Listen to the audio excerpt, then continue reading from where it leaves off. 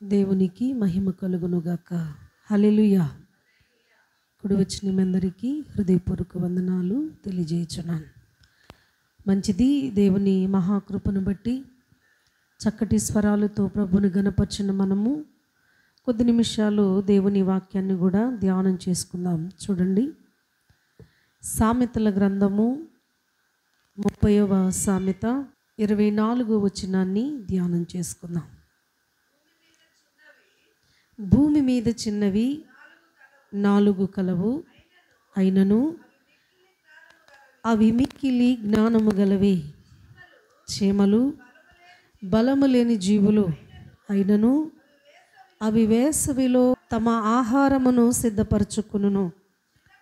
చిన్న కుందేళ్ళు బలము లేని జీవులు, అయినను అవి పేటు సందులలో నివాసములు కల్పించుకును. మిడతలకు రాజు లేడు, అయినను అవన్నీ పంక్తులు తీరి సాగిపోవును.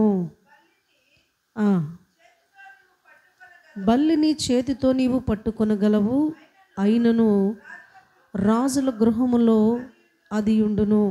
డంబముగా నడుచునవి 3 కలవు, టీవీతో నడుచునవి 4 కలవు. అవేవనగా ఎల్ల మృగములలో పరాక్రమ గలదై ఎవనికైనా భయపడి వెనుకకు తిరుగని సింహము, షోణంగి కుక్క, మేకపోతు, తన సైన్యమునకు ముందుగా నడుచుచున్న రాజు. చలమ. పరిశుద్ధాత్మ దేవుడి వాక్కుతో మనందరితో మాట్లాడునుగాక. హల్లెలూయా. దేవుని వాక్యాన్ని మనము చూడగలిగినట్లయితే ఈరోజు పరిశుద్ధాత్మ దేవుని ప్రేరణలో ఆయన మనతో మాట్లాడాలి అన్న సంగతిని ఒకసారి మనం చూస్తే, ఇక్కడ చిన్న జీవులను చూపించి మనకు ఈ భూమి మీద పాఠాలు నేర్పిస్తూ ఉన్నాడు. అవి చూడు ఎలా ఉన్నవో. అంటే ఏంటనంటే, ఒకానొక సందర్భంలో మనుషుల గురించి దేవుడు సంతాపపడతాడు.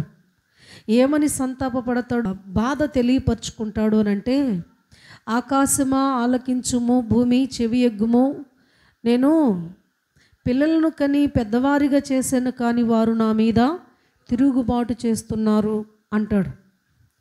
ఈరోజు మన సంగతులన్నీ కూడా ఆకాశము ఆలకిస్తుంది, భూమి చెవి ఎగ్గుతుంది.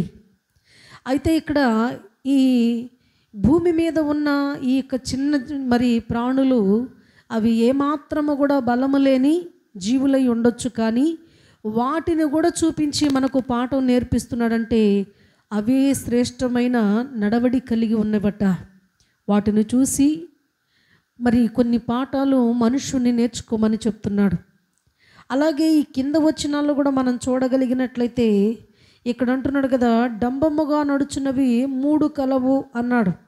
ఒకటి సింహము, ఇంకొకటి షోణంగి కుక్క, మరొకటి మేకపోతును మనం చూస్తూ ఉంటున్నాం. అయితే ఈరోజు ఇక్కడ మనము చూడగలిగినట్లయితే మరొకసారి ఆయన మహాకృపలో మనము ఈ వాక్యాన్ని ధ్యానం చేసుకోవడానికి దేవుడు కృపనిచ్చి ఉన్నాడు. వాక్యం వింటున్న నీ జీవితంలో దేవుని యొక్క ఆ మనసుకు ఇష్టమైన రీతిలో మన యొక్క ప్రవర్తన, మన యొక్క భక్తి విధానం ఉన్నదా అని ఎవరికి వారు స్వపరీక్ష చేసుకోవాలట. అందుకనే ఈరోజు ఆయన పరిశుద్ధ సన్నిధిలో ఒక మాటను మనం చూడగలిగినట్లయితే ఇక్కడ చెప్పాడు కదా, షోణంగి గురించి మనము కొన్ని మాటలు ధ్యానం చేసుకుందాం. వీటిని చూపించి దేవుడు మనకేం నేర్పించాలి అనుకుంటున్నాడు అనంటే, ఒకటి, ఆయన పరిశుద్ధ సన్నిధిలో మనం ఎలా ఉండాలని దేవుడు కోరుకుంటున్నాడు అంటే, కుక్కగా పిలువబడిన ఈరోజు కొన్ని జాతులు కుక్కలు లోకంలో ఉంటూ ఉన్నాయి. మనుషులను కూడా దేవుడు కొన్ని సందర్భంలో కుక్కలు అని కూడా ప్రస్తావించాడు. అయితే ఇక్కడ మనం చూడగలిగినట్లయితే కీర్తన గ్రంథము 59వ కీర్తన 6వ వచనంలో ఒక మాట ఉంటుంది. అక్కడ చదవనక్కర్లే, చెప్తా వినండి. అవి వీధుల్లో తిరిగే కుక్కలట. వీధుల్లో తిరుగుతూ ఉంటాయంట, అటు ఇటు తిరిగే కుక్కలు ఉంటూ ఉంటాయి. మీరు ఇంటికి వెళ్ళిన తర్వాత చదువుకోండి. ఉంటాయి. నిర్గమాకాండము 22 ఇవి పారవేయబడిన వాటిని తినే కుక్కలు కొన్ని ఉన్నాయట. పారవేసిన వాటిని తినేవి కొన్ని ఉన్నాయి. అలాగే 3వ రకం మనం చూడగలిగినట్లయితే మొదటి రాజుల గ్రంథం 22 రక్తమును నాకిన కుక్కలు అని అక్కడ వ్రాయబడి ఉంటవి. అయితే 4వ రకం మనం ఒకసారి చూడగలిగినట్లయితే ఫిలిప్పీయులకు రాసిన పత్రిక 3:2 ఒక మాట చదువుకుందాం. కుక్కల విషయమై జాగ్రత్తగా ఉండుడి. ఎవరంట?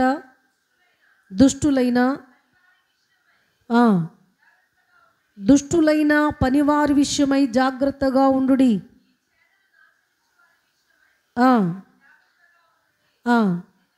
ఎందుకనగా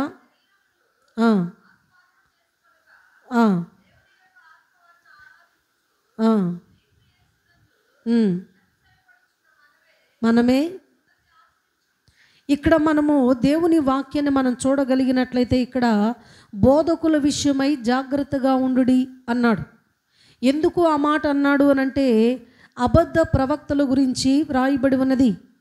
అబద్ధ ప్రవక్తలు వారిని దేవుడు ఏమని పోల్చి మాట్లాడాడంటే వారిని కుక్కలు అని అన్నాడు. అంటే ఏమిటి అని అంటే తప్పుడు బోధను బోధించేవారు దేవుని దృష్టిలో వారు కుక్కలుగా ఎంచబడుతున్నారట. మరొక సందర్భాన్ని మనం చూడండి. 2 పేతురు పత్రిక 2:22 కూడా ఒక మాట చూద్దాం. కుక్క తన వాంతికి తిరుగునట్లును కడుగబడిన పంది బురదలో దొర్లుతకు పడునట్లును నిజమైన సామెత చొప్పున వీరికి సంభవించెను. చాలా ఇక్కడ మనం చూడగలిగినట్లయితే 5వ సందర్భంలో మనం చూస్తే చేసి విడిచిపెట్టిన పాపమును చేసేవారిని దేవుడు ఎలా పోల్చి మాట్లాడాడంటే కుక్క తన వాంతికి పాల్పడుతుందట. అంటే ఏంటనంటే దానికి కడుపు నిండా బాగా తిని అది అరించుకోవటానికి వీలు లేకుండా చాలా కడుపార తిన్న తర్వాత దానికి ఒక లక్షణం ఉంది. ఏంటంటే ఎక్కడికో చోటకి వెళ్ళేది కక్కేసిద్దట. కక్కిన తర్వాత కాస్త ఆ కడుపులో సగం ఉన్నది అరిగిపోయిన తర్వాత మరలా అది ఏం చేసిద్దంటే ఎక్కడ కక్కిందో అక్కడికి వచ్చి మొట్టమొదటిగా ఆ ఆహారాన్ని ఎలా తిన్నదో ఆ కక్కిన కూటిని అంత ఆప్యాయంగా తింటదట. అలాగనే పందిని కడిగి చక్కగా కూర్చోబెడితే అది ఎక్కడికి వెళ్ళి దొర్లిద్దట, అది బురదలో దొర్లిద్దట. అందుకనే ఇక్కడ ఒక సేవకులే కావచ్చు, విశ్వాసులే కావచ్చు, దీనిలో మినహాయింపు ఎవరు లేరు. కానీ మనుష్యుడు మరి ఎలా ఉంటూ ఉన్నాడు అనంటే ఒకసారి చేసిన పాపాన్ని విడిచిపెట్టిన తర్వాత మరెన్నడూ కూడా దాని జోలికి పోకూడదు. అలా గనక పోయినట్లయితే దేవుడు దేనితో పోల్చి మాట్లాడుతున్నాడు? కుక్క తన వాంతికి తిరిగి పాల్పడినట్లుగా ఈ మనిషి అలాంటి కుక్క తత్వం కలిగి ఉన్నారు అని వాక్యం సెలవిస్తున్నది. పందిని కడిగి దాన్ని శుభ్రము పరిచిన తర్వాత అది మరలా ఎలా బురదలో పడి దొర్లిద్దో ఆ మనుషుని తత్వం అలా ఉన్నది అని మాట్లాడుతున్నాడు. ఒక సేవకులే కావచ్చు, విశ్వాసులే కావచ్చు, ఎవరైనా కావచ్చు, ఇలా చేసిన దానిని వారి జీవితంలో తప్పు జరిగిన దానిని మరి సమర్థించుకొని దానిని కంటిన్యూ చేసే ప్రతి ఒక్కరిని కూడా ఇలా పోల్చి మాట్లాడుతుంది పరిశుద్ధ గ్రంథము. వినటానికి అసహ్యంగా ఎంత బాధాకరంగా ఉందో దేవుని దృష్టిలో మాట వినని మనుషులు కూడా అంతే విధముగా ఆయన బాధపడుతున్నాడు అన్న విషయాన్ని గుర్తించుకోవాలి. అయితే ఇక్కడ మనం చూడగలిగినట్లయితే ఇప్పుడు ఎన్ని రకాల ఈ యొక్క కుక్కలు వచ్చినాయి అని అంటే 5 రకాలు వచ్చినాయి. ఈ 5 రకాలు వచ్చినాయి. మరి ఒక సందర్భంలో మనం చూస్తే కుక్క విశ్వాసానికి గుర్తుగా కూడా ఉంటూ ఉంటుంది. అయితే ఈరోజు పరిశుద్ధ గ్రంథంలో మరి ఒక మాట మనం చూడగలిగినట్లయితే ఒక ప్రత్యేకముగా ఒక విశ్వాసి ఒక కుక్క దగ్గర ఉన్న లక్షణాలు చూసి ఫాలో అవ్వచ్చు అనడానికి ఒక ఉదాహరణ ఏమిటి అనంటే, ఇక్కడ వ్రాయబడి ఉన్నది షోణంగి కుక్క గురించి. అయితే ఇక్కడ మరి ఈ షోణంగిలో ఉన్న లక్షణాలు ఏమిటి అన్నొకసారి మనం ఆలోచన చేస్తే, అది మొట్టమొదటిగా ఎలా ఉంటుందనంటే టీవీగా నడిచిద్దట. అంటే హుందాతనంగా ఉంటుందట. అది వస్తూ ఉన్నదంటే చాలా హుందాతనంగా నడిచి వస్తూ ఉంటుందట. దాని నడకలో అంతా హుందాతనం ఉంది. అయితే దీనిని ఈ యొక్క సోణంగిని చూపించి దేవుడు మనకేం నేర్పించాలనుకుంటున్నాడు అంటే, ఆయన సన్నిధికి వచ్చి భక్తి జీవితం చేసే నీవు నేను మనందరము కూడా ఎలా ఉండాలనంటే చాలా హుందాతనంగా నడిచే తత్వము కలిగి మనము జీవించాలట. ఎందుకనంటే దేవుని పరిశుద్ధ గ్రంథంలో హానోకు అనే వ్యక్తి దేవునితో 300 ఏండ్లు నడిచాడు. ఏ రీతిగా నడిచాడు అనంటే, ఎందుకనంటే 300 ఏండ్లు నడిచాడు. అతడు లోకానికి ఒక మాదిరిని ఇస్తున్నాడు. ఈరోజు దేవుని సన్నిధికి ఎందుకు రావటం లేదు అని అంటే, దేవుని సన్నిధిలో ఎందుకు మరి వస్తున్నా కానీ రక్షణ పొందటం లేదు అని అడిగితే, ఈనాడు మనుషులు చెప్పే సమాధానం ఏమిటి అంటే, నేను కుటుంబ వ్యవస్థలో ఉన్నాను, నేను బిడ్డలను పోషించుకోవాలి, నేను వ్యవసాయంలో కానీ వ్యాపారంలో కానీ అలాగే కొన్ని బిజినెస్ల్లో కానీ నేను కొన్ని పొరపాట్లు అనేవి నాలో దొర్లి వస్తాయి కాబట్టి నేను చాలా తిన్నగా అయిన తర్వాతే వస్తాను దేవుని సన్నిధికి అనని అంటూ దేవుని సన్నిధిని వాయిదా వేస్తూ ఉంటారు అనేక మందికి ఈ యొక్క మరి ఈ దేవుని వాక్యంలో మరి హానోకు ఒక మాదిరిని ఇస్తున్నాడు. హానోకు అన్ని 100 ఏండ్లు నడవటానికి మరి అతనికి సంతానం ఉందా, అతనికి కుటుంబం ఉన్నదా అనంటే పరిశుద్ధ గ్రంథం ఏం చెబుతుందంటే కుటుంబం ఉంది అని చెప్తుంది. ఆయనంట తన పిల్లలను పెంచుతూ వారికి పెళ్ళిళ్ళు చేస్తూ కుటుంబ వ్యవస్థను చాలా జాగ్రత్తగా బ్యాలెన్స్ చేసుకుంటూ మరలా భక్తి జీవితంలో ఎటువంటి మచ్చ లేకుండా ఎన్ని 100 ఏళ్ళు నడిచాడట. మనకు నిండా చూసిన 100 ఏళ్ళు ఉన్నాయా? కష్టమే. కానీ 100 ఏళ్ళ దేవుని తెలుసుకుంది ఎప్పుడు? మహా అయితే ఒక 30 సంవత్సరాలు దేవుని భక్తి ఆరాధన చేస్తూ ఉంటావేమో. కొంత బాల్యానికి వెళ్ళిపోతుంది, కొంత యవ్వనానికి వెళ్ళిపోయి యవ్వనంలో మాట వినే స్థితి ఉండదు. బాల్యమునేమో తెలియక దేవుని నిర్లక్ష్యం చేస్తారు, యవ్వనములోనేమో దేవుడు తెలిసినా కానీ మరి యవ్వన ఏచ్ఛలను బట్టి దేవుని సన్నిధికి రావటానికి ఇష్టపడరు. నడి వయసుకు వచ్చిన తరువాతలనేమో కుటుంబ భారాలు బాధ్యతలు అని అంటారు. ఇక ఆ టైంలోనే దేవుడు ఏదో ఒక రకంగా దర్శించినప్పుడు వారు ఇష్టపడుతూ ఉంటారు దేవుని సన్నిధిలో భక్తి చేయటానికి. అప్పటికి చాలా సంవత్సరాలు జీవితంలో గడిచిపోయి ఉంటాయి. అయితే ఈరోజు ఆయన పరిశుద్ధ సన్నిధిలో మహా అయితే ఒక 30-40 ఏళ్ళు నువ్వు భక్తి జీవితంలో ఉంటావేమో.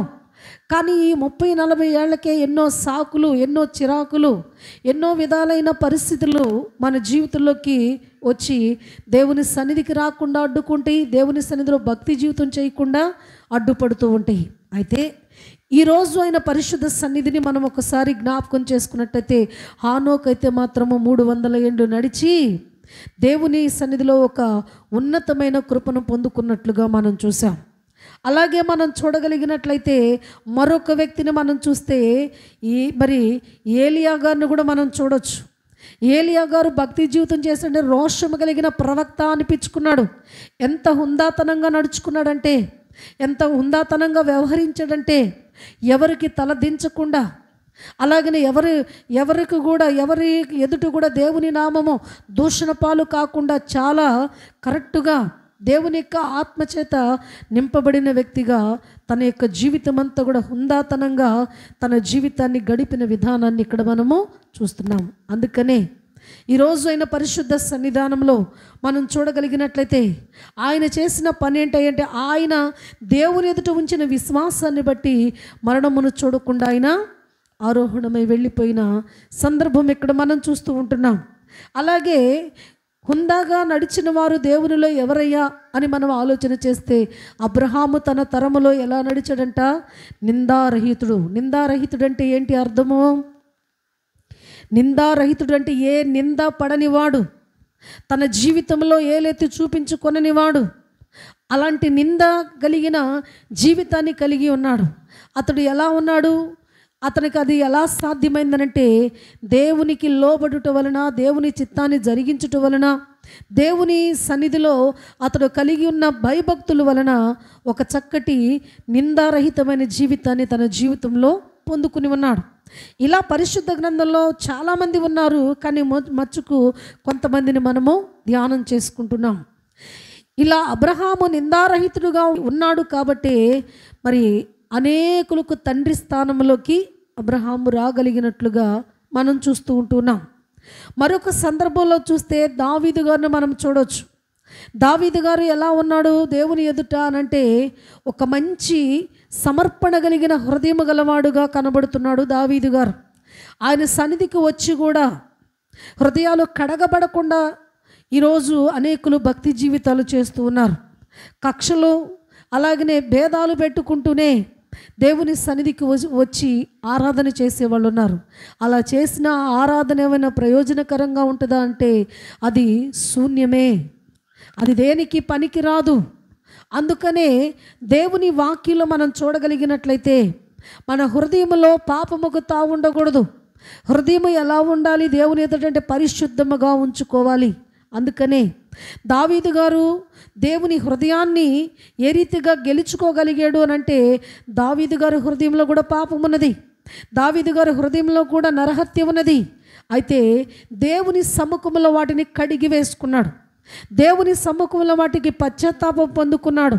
ఎందుకంటే దేవునికి నచ్చనివి నా జీవితంలో జరిగినాయి కాబట్టి నా యొక్క అనర్థం వలన అలాగనే నా యొక్క నిర్లక్ష్యత వలన నా జీవితంలో ఏ మచ్చలేదు అనుకున్నాను, కానీ పడనే పడింది. అయితే దాన్ని ఏం చేయాలనుకున్నాడట? కంటిన్యూ చేయాలనుకోలా. అధికారం ఉంది, నాకు అన్నీ ఉన్నవి, నేను చలామణిలో ఉంటానులే అని సమర్థించుకోలేదు. కానీ తన తప్పుని ఎత్తి చూపించినప్పుడు దానికి శిరస్సు వంచి నమస్కరించుకొని దేవుని పాదాలు పట్టుకొని తన యొక్క పాపాన్ని కడిగి వేసుకున్నాడు, తన యొక్క అవిధేయతను విడిచిపెట్టుకున్నాడు. అందుకనే దేవుని యొక్క హృదయాన్ని మరి ప్రియమైన దేవుని బిడ్డలారా దావీదు గారు గెలుచుకోగలిగాడు.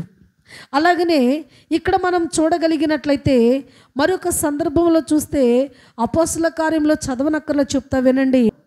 ఈ అపోస్తులు కూడా ఎలా నడిచారు, వారి జీవితంలో అంటే చాలా హుందాతనంగానే ప్రవర్తించారు. ఏ రీతిగా అనంటే ఒక పౌలు గారు కావచ్చు, పౌలు గారు అంటున్నాడు కదా, నాకున్నవన్నీ కూడా నేను విడిచిపెట్టి నేను నా దేవుని కొరకు నేను జీవించాలనుకుంటున్నాను అన్నాడు. అయితే ఇక్కడ తనకున్నవన్నీ విడిచిపెట్టి దేవుని కొరకు జీవించాలన్న సమర్పణ కలిగిన వాడుగా కనబడుతున్నాడు. అయితే ఎంత హుందాతనంగా ఉన్నాడు అనంటే ఆనాడు ఆదిమ అపోస్తుల కాలంలో మరి క్రొత్తగా ఆ యొక్క పరిచర్య స్టార్ట్ అయింది. అప్పుడు విశ్వాసులు సేవకుని పోషించాలి అన్న పరిస్థితి కూడా తెలియకపోవచ్చు. అలాంటి పరిస్థితుల్లో ఏం చేశాడనంటే ఇక అన్నీ విడిచిపెట్టాను అని దేవా అన్నీ నువ్వే చూసుకో అంటం కాకుండా తను ఒక పక్క కష్టపడి పని చేసుకుంటున్నాడు, మరొక పక్క పరిచర్య చేస్తున్నాడు. ఎంత హుందాతనంగా తన యొక్క జీవితంలో ఎన్ని కష్టాలు వచ్చినా, నష్టాలు వచ్చినా, బాధలు వచ్చినా, ఎన్ని పరిస్థితులు వచ్చినా కానీ వెనుదిరిగి చూడకుండా దేవుని సన్నిధిలో తనకు దేవుడు అప్పగించిన ఆ యొక్క పనిని చాలా కరెక్ట్గా చేసుకుంటూ వెళ్ళి ఉన్నట్లుగా మనం చూస్తున్నాం. అందుకే ఎందుకంటే ఎంత మరి వాళ్ళు దేవుని సన్నిధిలో నడుచుకున్నారు అనంటే దేవుని సన్నిధిలో పేతురు గారు పరిశుద్ధాత్మతో నింపబడినప్పుడు అననీయ సఫీరాలు వారు అబద్ధమాడటానికి వచ్చినప్పుడు ఎంతగా వారు దేవునికి కనెక్ట్ అయిపోయారు అనంటే చూడండి, అననీయ సఫీరాలను అడుగుతాడు, మీ యొక్క భూమి అమ్మారు కానీ అమ్మిన దానిని మీరు ఇంతకే అమ్మారా అనంటే ఇంతకే అమ్మేమని అంటారు. అప్పుడు ఆయన ఏమంటాడు తెలుసా, ఎందుకు పరిశుద్ధాత్మను మోసపుచ్చుచున్నారు అంటే ఇక్కడ రొట్టె విరుచుటి ఎందును ప్రార్థన చేయటి ఎందును ఎడతెగగా కూడుకున్న సహవాసంలో మీరు ఇంత సహవాసములో కలిగి ఉన్నా కానీ మీ హృదయంలో అపవాదికి ఎందుకు చోటిచ్చారు? ఎందుకు మీ హృదయాల్లో మోసపుచ్చుకున్నారు? ఎందుకు పరిశుద్ధాత్మను మోసపుచ్చారు అనని అక్కడ వారిని గద్దించినప్పుడు వారు ప్రాణాలు కూడా పోయిన పరిస్థితులు కనబడుతున్నాయి. అంటే వాళ్ళు దేవునికి అంతగా కనెక్ట్ అయిపోయిన జీవితాలు కలిగి ఉన్నట్లుగా మనం చూస్తున్నాం. ఈరోజు ఆయన పరిశుద్ధ సన్నిధిలో అపోస్తులలో వారు దేవుని సముఖములో వారు నడిచిన ఆ యొక్క నడక ఎలా ఉన్నదనంటే సమస్తాన్ని విడిచిపెట్టుకోవటానికి ఇష్టపడ్డారు, త్యాగము చేయడానికి ఇష్టపడ్డారు. సమస్తాన్ని మరి దేవుని కొరకు త్యజించుకొని వారు ఒక మంచి భక్తి జీవితము కలిగి ఉన్నారు. కాబట్టి పరలోకంలో వారికి గొప్ప ఫలం ఉంటుందని కూడా దేవుడు ఇక్కడ వ్రాయించిన విధానాన్ని మనం చూస్తూ ఉంటున్నాం. వాళ్ళందుకే నిజంగా అంత హుందాతనంగా నడిచి వారు ఆఖరికి ఎంతవరకు దేవుని యందు మరి భక్తి కలిగి ఉన్నారు అనంటే ఆ 12 మంది కూడా హతసాక్షులుగా మరణించటానికి కూడా వారు వెనుదిరగలేదు. ఈరోజు ఆయన పరిశుద్ధ సన్నిధికి మనం వస్తూ ఉన్నామంటే ఏదైనా లాభం ఉంటేనే వస్తాం. దేవుని సన్నిధిలో కూడా బేరాలాడుకుంటాం, ప్రభువా నాకు ఇది చేస్తే రేపు నీకు అది ఇస్తాను అనని. నువ్వు ఇచ్చినా ఇవ్వకపోయినా నువ్వంటే నాకు ఇష్టం ప్రభువా. ఈ లోకంలో ఒకవేళ నేను దరిద్రతలో ఉండొచ్చు, ఈ లోకంలో నేను కష్టాలు అనుభవించవచ్చు, ఈ లోకంలో కొన్ని నిందా అనుభవాల్లోకి నేను వెళ్ళొచ్చు, ఈ లోకంలో కొన్ని రోగాలు పాలు నేను కావచ్చు. కానీ శాశ్వతమైన రాజ్యంలో అలాగునే ఎటువంటి రోగము కానీ, కష్టము కానీ, కన్నీరు కానీ, బాధ కానీ ఏది కూడా లేని ఆ నిశ్చలమైన రాజ్యంలో నువ్వు ఉంచటానికి నన్ను సిద్ధపరిచినందుకు నీకు స్తోత్రాలు ప్రభువా. నాకు ఇచ్చిన రక్షణ బట్టి నీకు వందనాలు ప్రభువని ఎప్పుడైతే దేవుని సన్నిధిలో ఇలాంటి ప్రార్థన మనము చేయగలుగుతామో ఆ ప్రార్థన దేవుడు ఇష్టపడుతూ ఉంటాడు. అయితే ఈ భూమి మీద ఇవ్వడాలంటే నిశ్చయముగా ఇస్తాడు ఆయన ఇస్తాడు. కానీ ఆయన ఇచ్చినా ఇవ్వకపోయినా దేవుడు ఇస్తాడు కాబట్టి నేను భక్తి చేస్తున్నాను అని అంటే అది అంత కరెక్ట్ కాదు. కానీ ఆయన ఇచ్చినా ఇవ్వకపోయినా ఆయనకు తెలుసు, ఏ సమయమైనా ఏమి ఇవ్వాలో ఆయనకు తెలుసు, ఏ సమయమైనా ఏ రీతిగా ఉండాలో ఆయనకు తెలుసు. కాబట్టి నీ జీవితం ఎప్పుడైతే ఆయన చేతుల్లో పెడతావో అప్పుడు నీ జీవితానికి ఒక పరమార్థం అనేది నువ్వు దేవునిలోనే వెతుక్కోగలుగుతావు అనేది మనము గుర్తెరగాలి. ఆ రీతిగా అపోస్తుల వారి జీవితాలను త్యాగము చేసి దేవుని చేతిలో పెట్టారు. కాబట్టి పరలోకంలో 12 గుమ్మాలకు వారి పేర్లు, అలాగనే వారికి ఒక మంచి ఉన్నతమైన అధికారాలు, ఒక ఉన్నతమైన కృపలో దేవుడు వారిని దాచినట్లుగా కూడా మనం చూస్తున్నాం. దేవునికి అప్పగించుకున్న జీవితాలు ఎన్నడూ కూడా నష్టపోవు అనేది ఒకసారి జ్ఞాపకం చేసుకోవాలి. చేస్తున్న ఈ భక్తి నీకు వ్యర్థము కాదు, చేస్తున్న ఈ ఆరాధన నీకు వ్యర్థము కాదు. నిశ్చయముగా ఒక దినాన అది నీకు ఒక ఉన్నతమైన కృపలో దాచటానికే ఈరోజు ఈ సమయంలో దేవుడు నిన్ను ఇక్కడ కూర్చోబెట్టాడు అన్న విషయాన్ని గుర్తెరగాలి. అందుకనే ఈ షోణంగిలో ఏమి ఉన్నదయ్యా అనంటే అది చాలా హుందాతనంగా నడిచే తత్వం కలిగి ఉన్నదట. అందుకే అన్నాడు కదా, అలా హుందాతనంగా కూడా దేవుని సన్నిధికి రావాలి, దేవుని సన్నిధిలో నిలవాలి, దేవుని సన్నిధిలో వాడబడాలి అనేది దేవుడు కోరుకుంటూ ఉన్నాడు. ఇది మొదటిగా దేవుడు మన నుంచి కోరుకునేది ఏంటంటే ఎన్ని కష్ట నష్టాలు నీ జీవితంలో ఎదురైనా కానీ నీవు చెక్కు చెదరని విశ్వాసంలో స్థిరముగా ఉండి నీ ముఖమున చిరునవ్వు ఉండి దేవుని సన్నిధిలో మరి ఎంతో విశ్వాసముతో నువ్వు నడుచుకోగలిగినట్లయితే ఆ నడకలో ఒక హుందాతనం ఉంటుంది. చూసిన వాళ్లకు మైండ్ పోవాలి, ఇన్ని అప్పులున్నాయి, ఇన్ని శోధనలున్నాయి, ఇన్ని కష్టాలున్నాయి, ఎలా నవ్వగలుగుతున్నారు, ఎలా ఇంకా దేవుణ్ణి ఆరాధించగలుగుతున్నారు, ఎన్నిసార్లు దేవుని సన్నిధికి వెళ్ళి మొరపెట్టిన ప్రార్థనకు సమాధానం రావట్లేదు, అయినా వీళ్ళు ఎలా వెళ్ళగలుగుతున్నారని అనేకులు నిన్ను చూసి ఆశ్చర్యపోవాలి. అప్పుడు నీ సమాధానం ఏంటి తెలుసా? వారు అడిగితే ఏం చెప్తావో తెలుసా? వారు అడుగుతారు నిన్ను ఏమనంటే, ఇంతగా నువ్వు ప్రార్థన చేస్తున్నావు, నీ జీవితంలో ఏం మార్పు కలిగింది, నీ జీవితంలో ఏముంది, అన్ని కష్టాలు నష్టాలే కదా అని ఒకవేళ నిన్ను ప్రశ్నిస్తే అప్పుడు నువ్వేం చెప్పాలో తెలుసా? నాకు సమస్తమో అనుభవాలు నేర్పించడానికే, నా తండ్రి నన్ను వ్యర్థముగా దేనికి అప్పగించడు. ఎందుకంటే ఆయన సన్నిధిలో ఆయన కోరుకున్న వాళ్ళు ఎలా ఉండాలంటే విరిగి నలిగిపోవాలట. విరిగి నలిగిన హృదయాలు ఆయనకు ఇష్టము. అందుకనే ఆయన సన్నిధిలో విరిగి నలిగటానికి, కొన్ని అనుభవాలు రప్పించటానికి, కొన్ని నిందలలో, కొన్ని శోధనలో, కొన్ని పరిస్థితుల్లో పట్టించుకోనట్లుగా మన ప్రార్థనకు సమాధానమైనట్లుగా ఉన్నప్పుడు దేవుడు నన్ను మర్చిపోయాడు, నన్ను జ్ఞాపకము చేసుకోవట్లేదు, నా మొర వినటం లేదు అని ఒకవేళ నువ్వు ఆయన మీద మరి సణిగి గొణిగే స్థితిలో ఉండకూడదు అనేది నేర్చుకోవాలి. ఈరోజు ఆయన పరిశుద్ధ సన్నిధిలో మనము చూడగలిగినట్లయితే ఇక్కడ ఒక హానోకు కావచ్చు, ఏలియా కావచ్చు, అబ్రహాము కావచ్చు, దావీదు గారు కావచ్చు, అపోస్తులు కావచ్చు, వీళ్ళ జీవితంలో కష్టాలు లేవంటారా? వీళ్ళ జీవితంలో శోధనలు లేవంటారా? వీళ్ళ జీవితంలో కష్ట నష్టాలు లేవంటారంటే కష్ట నష్టాలు ఉన్నాయి. వాటన్నిటిని ఓర్చుకొని, వాటన్నిటిని తాళుకొని వారు దేవుని కొరకు హుందాతనంగా నిలబడ్డారు. కాబట్టి ఒక్కొక్కరికి ఒక్కొక్క చరిత్రను దేవుడు వారికి అనుగ్రహించినట్లుగా, ఒక్కొక్క భాగ్యాన్ని వారికి ఇచ్చినట్లుగా మనం చూస్తూ ఉన్నాం. హల్లెలూయా. అందుకనే ఆయన పరిశుద్ధ సన్నిధిలో భక్తి జీవితం చేస్తున్నామనంటే రాగానే మనకేమీ మూటలు వచ్చి పడవు, రాగానే మనకేమీ ఇక అన్నీ ఏదో జరిగిపోతే అనుకోవద్దు. ఎందుకనంటే ఆయన అనుభవాలు నేర్పించడానికి కొన్ని అనుభవ పాఠాలు నీకు తీసుకుని వచ్చినప్పుడు దానికి నువ్వేం చేయాలంట? శిరస్సు వహించి ఆయన చిత్తానికి లోబడి ఎప్పుడైతే జీవించగలుగుతావో అప్పుడు ఆయన కృపకు మనము పాత్రలం కాగలుగుతామనేది మనం నేర్చుకోవాలి. అందుకనే ఈ షోణంగిలో ఉన్న తత్వం ఏంటంటే అది చాలా టీవీగా నడిచేది, దేనికి భయపడనిది, దేనికి జమకనిది, అలాంటి తత్వము కలిగి ఉన్నది. కాబట్టి మీరు కూడా అలాంటి తత్వాన్ని కలిగి ఉండండి.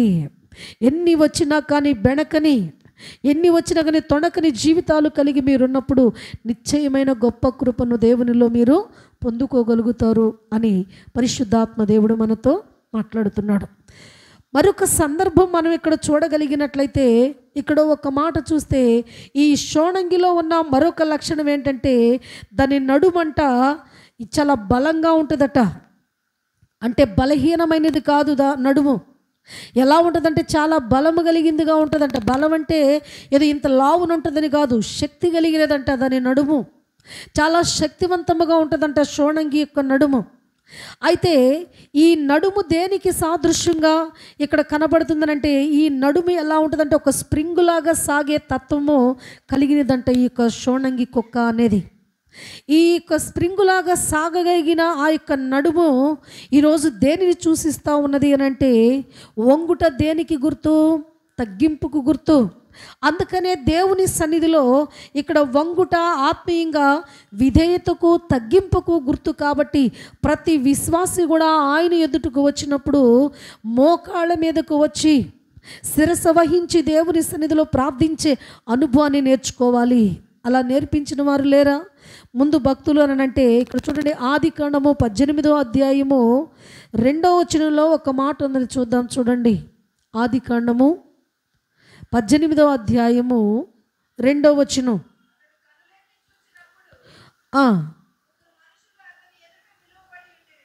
అతడు కన్నులెత్తి చూసినప్పుడు ముగ్గురు మనుషులు అతని ఎదుట నిలువబడి ఉండిరి.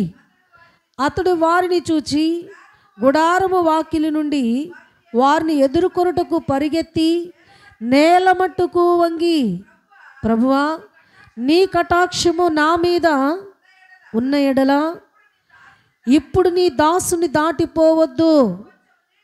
చాలమ్మా. ఇక్కడ అబ్రహాము గారు తన యొక్క గుడారము దగ్గర ఉన్నప్పుడు జరిగిన పరిస్థితి ఏంటంటే దేవదూతలు ముగ్గురు ఆయన ఇంటికి రావటం జరిగింది. అయితే అబ్రహామును దర్శించటానికి, అబ్రహాముకు సంతానం ఇవ్వడానికి, అబ్రహాముకున్న ఆ నిందను కొట్టివేయటానికి జీవము కలిగిన దేవుడే దూత రూపంలో ముగ్గురుగా అబ్రహాముకు కనబడిన సందర్భం ఇక్కడ మనకు కనబడుతుంది. అయితే దూతల రూపంలో ఉన్న ఆయనకు అబ్రహాము గారు చేయుచున్న పరిస్థితి ఏంటయ్యా అనంటే అతడు నేల మట్టుకు వంగి సాగిలపడి దేవునికి నమస్కరించాడట. ఈరోజు ఆయన పరిశుద్ధ సన్నిధిలో మనము చూడగలిగినట్లయితే వంగుట తగ్గింపుకు విధేయతకు సాదృశ్యంగా కనబడుతున్నది. ఈరోజు వారిని ఆహ్వానించి వారికి ఆతిథ్యము సిద్ధపరిచి అబ్రహాము ఇంటికి వచ్చిన దేవదూతలకు దేవుని పక్షముగా అబ్రహాము చేసిన విందును మనం చూడొచ్చు, భయభక్తులు మనం చూడొచ్చు, విధేయతను మనం చూడొచ్చు.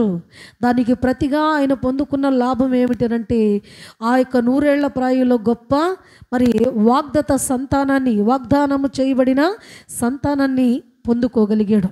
ఈరోజు ఆయన పరిశుద్ధ సన్నిధిలో మనం చూస్తే ఒకానొక సందర్భం నేను చెప్తా. ఒక సేవకులు ఒక ఇంటికి భోజనానికి పిలువబడ్డారు. అయితే భోజనానికి పిలువబడినప్పుడు ఒక సహోదరు వచ్చి వారికి వడ్డన చేస్తూ ఉన్నది. ఎలాగనంటే ఇంకొంచెం వేసుకోండి, అది చేయండి, ఇది తీసుకోండి, అది తినండి అని చెప్తుంటే ఆ ఇంటి యజమానికి చూసి కోపం వచ్చి ఏమన్నాడు తెలుసా? వాళ్ళు మనుషులేగా, వాళ్ళు తింటారుగా. ఏంటంటే నువ్వు వణికిపోత పెట్టేదేంటి, అక్కడ పెట్టి వాళ్ళే వేసుకొని తింటారు అని అన్నాడు. అయినా కానీ తన మాటలు పట్టించుకోకుండా మరలా వచ్చి ఏం కావాలి, ఏం తింటారు అని అంటే, అది దేనికి గుర్తో తెలుసా? అందరు తింటారు. దేనికి గుర్తట? దైవజనుడు నీ ఇంటికి వచ్చినప్పుడు ఎవరు వస్తారు తన వెంట? జీవము కలిగిన దేవుడు తన ఇంట మరి ఉంటాడు. నువ్వు నమ్మినట్లయితే ఆయన సన్నిధి నీకు కనపడుతుంది. నువ్వు వాళ్ళని మనుషులేగా, వీళ్ళకేం తెలియదా, వీళ్ళకేం చేత కదా, వీళ్ళేంటి అంత అనుకుంటే ఆ ఫలం అంతవరకే నిలిచి ఉంటుంది.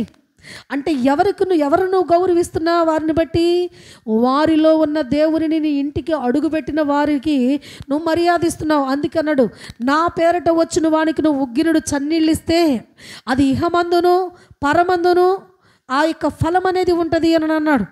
అలాగునే గనురాలైన ఒక స్త్రీ మరి దైవజనుడు తన ఇంట మరి చేర్చుకున్నప్పుడు ఆమె ఎలా చేసిందో తెలుసా? బహు శ్రద్ధాభక్తి చూపించిందంట.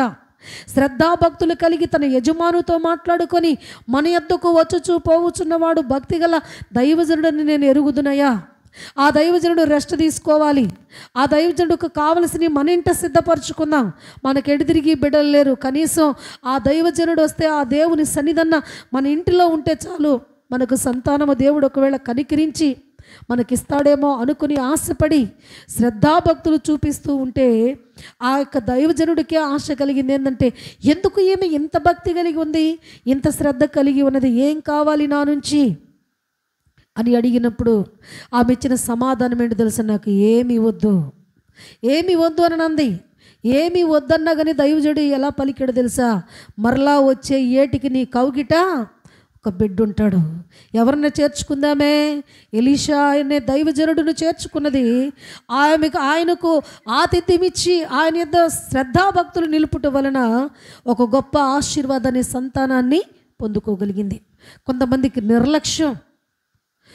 ఈరోజు ప్రియమైన దేవుని బిడ్డలారా, దేవుని పరిశుద్ధ సన్నిధిలో మనం చూడగలిగినట్లయితే, అందుకనే అబ్రహాము గారు అంత వయసులో ఉన్నా కానీ ఆయన నేల మట్టుకు వంగి తన యొక్క దూతలకు నమస్కరించి వారిని ఆతిథ్యము చేయమని బలవంతం చేసి వారికి ఆతిథ్యం ఇచ్చి గొప్ప ఆశీర్వాదాన్ని పొందుకున్నట్లుగా చూస్తున్నాము. అందుకనే ఈ యొక్క సోనంగిలో ఉన్న తత్వం, ఆ యొక్క నడుములో ఉన్న తత్వం ఏమిటంటే, అది ఎంతవరకైనా వంగగలదు, అలాగనే స్ప్రింగులాగా సాగే తత్వం గలదు. అలాగే ఎంత గొప్ప స్త్రీడువైనా కానీ ఆయన ఎదుటకు నీవు వచ్చినప్పుడు నీ ధనం అడ్డుపడకూడదు, నీ యొక్క అధికారం అడ్డుపడకూడదు.